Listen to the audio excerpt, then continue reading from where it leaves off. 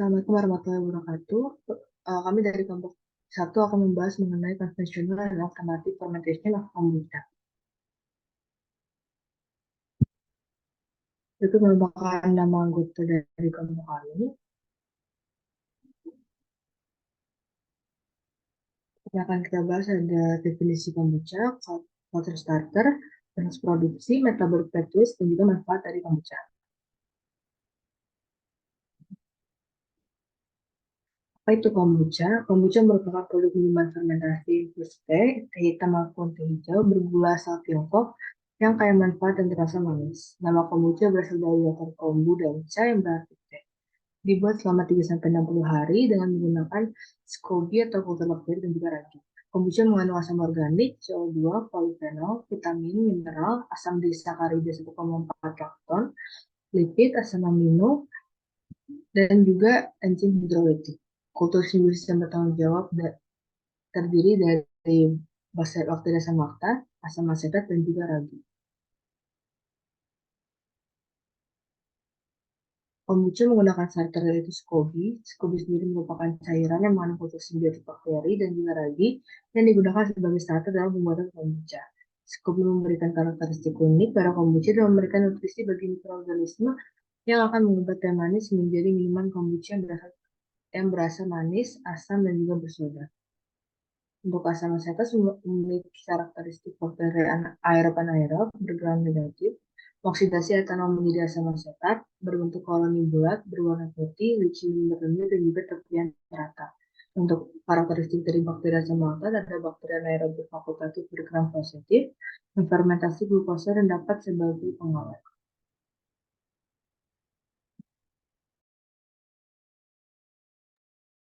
Selanjutnya adalah bagaimana cara kita untuk membuat SCOBY biofilm yang biasa digunakan pada kombucha. Jadi untuk spesies utama yang terlibat dalam proses pembuatan SCOBY ini adalah Cassilinum. Dan seiring dengan berjalannya waktu fermentasi, nantinya ketebalan dari biofilm ini akan meningkat dan menciptakan lapisan tersuspensi di bawah permukaan wadah fermentasi. Kemudian mikroba yang berperan ini sendiri tidak hanya mengoksidasi gula menjadi asam organik yang berbeda, namun juga akan mengikuti jalur metabolisme lain yang mengarah pada produksi selulosa. Kemudian digambarkan seperti gambar yang tercantum pada slide bahwa proses biosintesis pertama-tama itu adalah mengikuti fosforilasi glukosa menjadi glukosa 6-fosfat yang kemudian diubah menjadi glukosa 1-fosfat. Kemudian setelah itu glukosa uridin difosfat akan dibentuk oleh enzim pirofosforilase di mana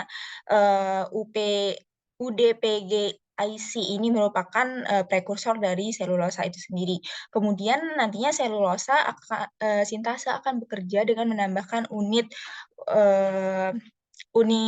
uridin difosfat ini dan akan satu sama lain membentuk rantai 200.000 residu per detik yang akan mengarah pada pembentukan rantai beta 1,4 glukan. Seperti gambar di slide, kemudian rantai ini nantinya akan dikenal sebagai fibril dan kira-kira pada berukuran 2-4 nanometer akan dilepaskan ke medium melalui pori-pori dinding sel. Kemudian nantinya mikroba yang berperan itu akan membangun pita mikrofibril yang lebih kompleks lagi yang berukuran kurang lebih 80 kali 4 nanometer yang saling berhubungan di antara keduanya dan akhirnya nanti akan mengarah kepada pembentukan struktur biofilm seperti yang kita ketahui pada kombucha.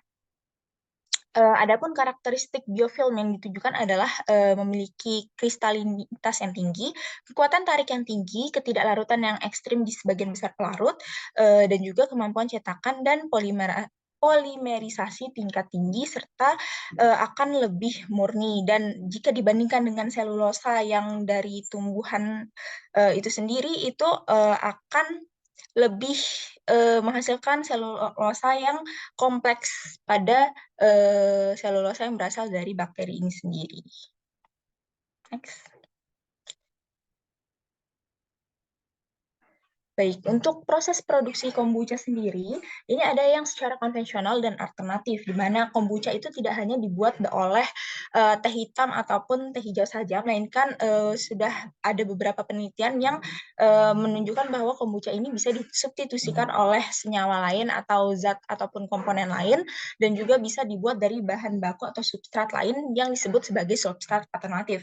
Di sini kami mengambil salah satu contoh di mana untuk produksi kombucha sendiri ini ditambahkan dengan substitusi wheatgrass atau wheatgrass juice atau jus rumput gandum, di mana untuk produksi pembuatannya sendiri pada penelitian yang kami ambil adalah menggunakan 10% gula sebagai atau sukrose sebagai substrat dan 1% 1% teh hitam sebagai medianya, di mana untuk pembuatan larutannya tehnya sendiri dengan berbagai macam variasi volume, di mana ada yang 120 ml, 80 ml, 60 ml, serta 40 ml larutan teh. Kemudian setelah larutan teh itu dibuat seperti biasanya, larutan teh dipindahkan ke media atau wadah yang lebih besar lagi. Kemudian setelah itu kantung tehnya juga dipindahkan, dan setelah larutan teh berada pada suhu ruang atau suhunya telah turun, maka starter SCOBY dan broth-nya yang telah difermentasi sebelumnya itu dimasukkan sebanyak 30 ml. Kemudian untuk sampel yang menggunakan substitusi wheatgrass juice ini ditambahkan juga setelah menambahkan starter SCOBY, yaitu dengan berbagai variasi volume juga, di mana wheatgrass juice yang ditambahkan ada yang volumenya 40 ml, ada yang 60 ml, ada yang 80 ml, serta ada yang 120 ml. Kemudian setelah dimasukkan hingga volume akhir dari kombucha itu berukuran 150 ml, maka wadah di setiap sampel itu ditutup kain tipis steril dan diikat karet, kemudian akan diinkubasi pada suhu ruang selama kurang lebih 12 hari di suhu kurang lebih 29 derajat Celcius, kemudian dilakukan uji acidity atau derajat keasaman atau DPH, kemudian diuji kandungan antioksidannya dan diuji komposisi fenolnya pada larutan kombucha seperti itu. Next.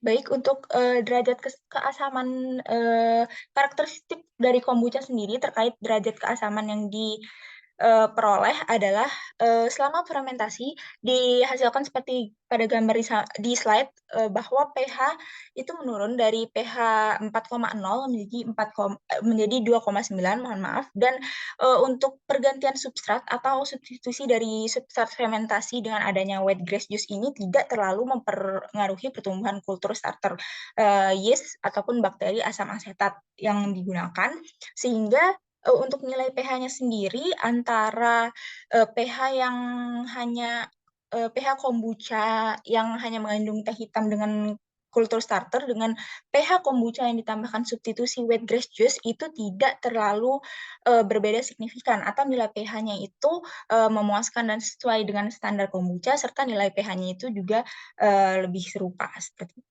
Next.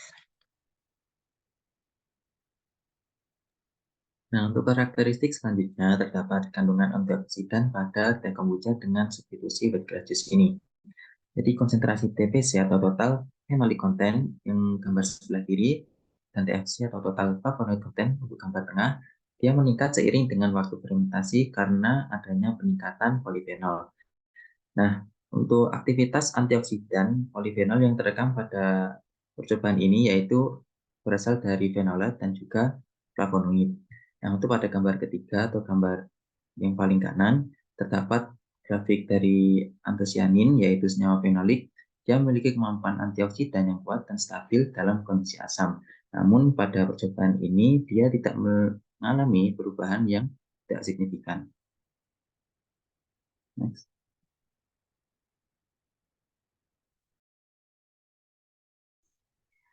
Selanjutnya adalah karakteristik kombucha pada segi komposisi fenol. Jadi sejatinya asam fenolik ini berasal dari dua molekul non-fenolik, yaitu asam benzoat dan asam sinamat. Beberapa turunan asam benzoat dan asam sinamat ini memiliki aktivitas farmakologis sebagai agen antioksidan, antimutagenik, dan antikarsinogenik. Dapat dilihat pada layar. Data tersebut menunjukkan bahwa kombucha yang terbuat dari campuran teh hitam dan substrat WGJ atau wet grass juice itu mengandung lebih banyak jenis asam fenolik dibandingkan dengan teh kombucha tanpa penambahan WGJ. Hal ini disebabkan teh hitam dan WGJ mengandung fenolat yang terlibat dalam meningkatkan kesehatan. Teh mengandung senyawa katekin, kafein, dan asam galat yang merupakan turunan asam benzoat. Adapun WGJ mengandung vitamin C dan E, beta-karoten, asam ferulat yang merupakan turunan asam sinamat, dan asam vanilat yang merupakan turunan asam benzoat.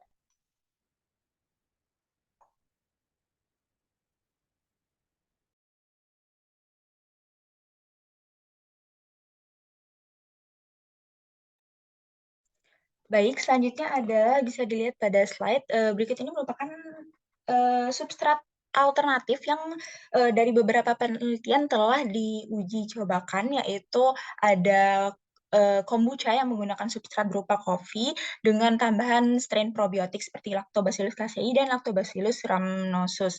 Kemudian ada juga penambahan substrat dengan red grape juice, ada juga yang tidak menggunakan teh sama sekali, melainkan menggunakan soy milk, dan juga ada yang menggunakan sweetened black tea atau teh hitam dengan substitusi white grass juice seperti yang telah dijelaskan di slide sebelum-sebelumnya, di mana pada masing-masing substrat ini juga memiliki substrat konten yang berbeda dengan kadar yang berbeda, serta untuk kombucha starternya sendiri itu sebenarnya kurang lebih sama menggunakan kombucha yang dipakai sebelumnya ataupun yang biasanya digunakan starternya. Kemudian untuk durasi fermentasinya sendiri itu juga bervariasi, di mana ada yang 8, ada yang 12, dan maksimal itu sebenarnya 12 hari. Kemudian untuk hasil yang dihasilkan juga berbeda-beda pada setiap substitusi substratnya seperti yang bisa dilihat di layar. Next. Selanjutnya adalah faktor fermentasi atau faktor yang mempengaruhi dari fermentasi kombucha secara umumnya. Itu adalah yang pertama adalah faktor waktu, di mana waktu fermentasi yang umumnya digunakan adalah 7 sampai dengan maksimal sebenarnya 60 hari. Kemudian untuk waktu yang terlalu lama itu sebenarnya dapat menyebabkan asam organiknya itu terakumulasi sehingga rasa kombucha yang dihasilkan juga nantinya akan semakin asam. Kemudian untuk waktu yang lebih dari 10 hari itu dapat meningkatkan keasaman. Jadi tingkat keasamannya itu meningkat setelah waktunya itu lebih dari 10 hari. Kemudian faktor yang kedua adalah suhu, di mana untuk rentang suhu yang ideal itu adalah 20 sampai 30 derajat Celcius, dan pada suhu yang terlalu tinggi itu dapat mempercepat pertumbuhan dan metabolisme penyusunan SCOBY sehingga nantinya akan menghasilkan konversi substrat menjadi produk yang lebih cepat. Sementara untuk temperatur atau suhu yang 36 sampai 42 derajat Celcius ini dapat meningkatkan kapasitas antioksidan secara maksimal. Kemudian untuk faktor fermentasi yang ketiga adalah pH atau derajat keasaman, di mana pH kombucha itu yang normalnya atau umumnya digunakan ditargetkan adalah berkisar 2,5 sampai 4,2, di mana ini termasuk dari pH asam. Kemudian untuk pH ini sendiri akan mempengaruhi pertumbuhan mikroba dan perubahan struktur senyawa fitokimia pada produk kombucha. Next. Baik, selanjutnya terkait metabolic pathway dari kombucha. Kombucha sendiri merupakan minuman yang terbuat dari dua bagian utama, yaitu teh asam dan selulosa mengambang atau biasa disebut dengan SCOBY. SCOBY di sini berfungsi sebagai tempat bagi yeast dan bakteri selama proses fermentasi kombucha. Untuk bakteri yang dapat ditemukan dalam fermentasi kombucha adalah bakteri osmofilik seperti Commagoteobacter silinum karena mampu tumbuh pada tekanan osmosis tinggi seperti lingkungan dengan konsentrasi gula yang tinggi. Kemudian selama fermentasi berlangsung, yeast berperan dalam memproduksi etanol dan karbon dioksida, sedangkan bakteri asam asetat berperan dalam produksi asam organik fungsional dari etanol yang diproduksi oleh yeast. Namun untuk bakteri asam laktat tidak memiliki peran yang penting karena ada atau tidaknya bakteri tersebut, maka produksi kombucha tetap dapat berjalan. Next. Dan selanjutnya terdapat metabolic pathway dimulai dari yeast cell dan dilanjutkan dengan bacterial cell. Ketika Scooby ditambahkan ke teh yang mengandung gula, sel lagi pertama-tama akan memecah gula tersebut menjadi glukosa dan fruktosa menggunakan enzim invertase sebelum memproduksi etanol melalui jalur metabolisme glikolisis. Etanol yang dihasilkan selama fermentasi kombucha akan mendorong pertumbuhan bakteri asam asetat serta mengoksidasi etanol menjadi asetaldehida. Selanjutnya, asetaldehida akan diubah menjadi asam asetat. Kemudian bakteri asam asetat juga mengonsumsi glukosa dan juga fruktosa sehingga menghasilkan asam glukonat dan juga asam asetat.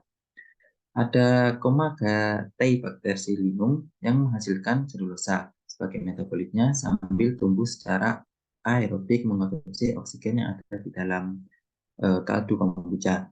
Ketika fermentasi berlangsung, konsentrasi sukrosa menurun karena dikonsumsi oleh mikroba serta menghasilkan metabolit serta lapisan selulosa. LPH juga mengalami penurunan karena terproduksinya asam organik serta tingkat oksigen dalam kaldu kombucha mengalami penurunan karena digunakan oleh bakteri sebagai bahan dalam reaksi aerobik. Next.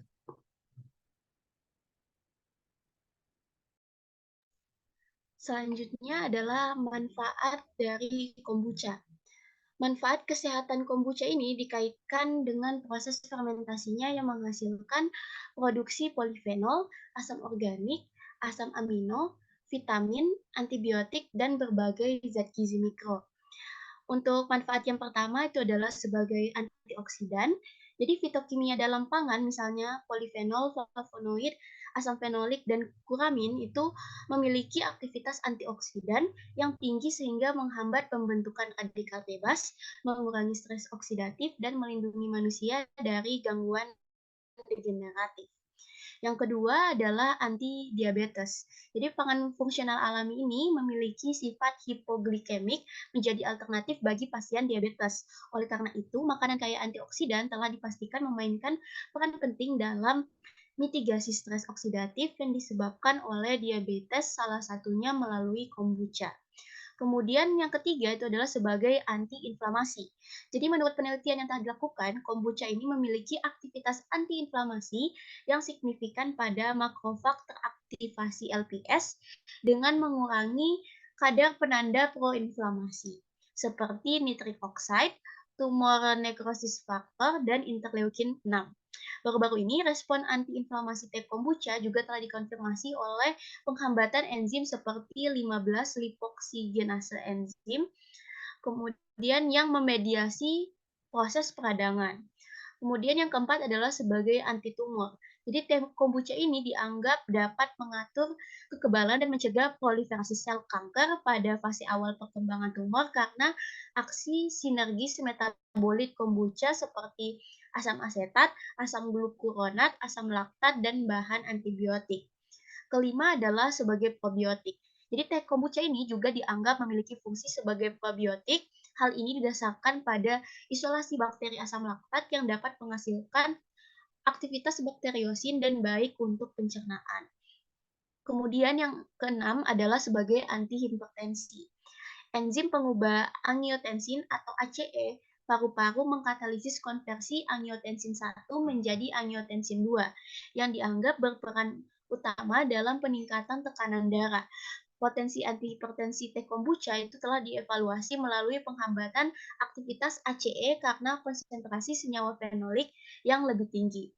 Kemudian yang terakhir adalah teh kombucha sebagai antimikroba.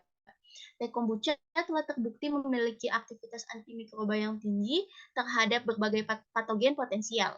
Efek antimikroba ini terutama didasarkan pada konsentrasi asam organik, terutama asam asetat, dan dengan demikian membuat pH medium menjadi rendah.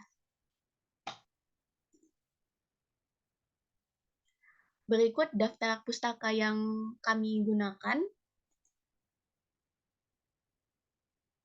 Sekian presentasi dari kelompok 1, lebih dan kurangnya mohon dimaafkan. Wassalamualaikum warahmatullahi wabarakatuh.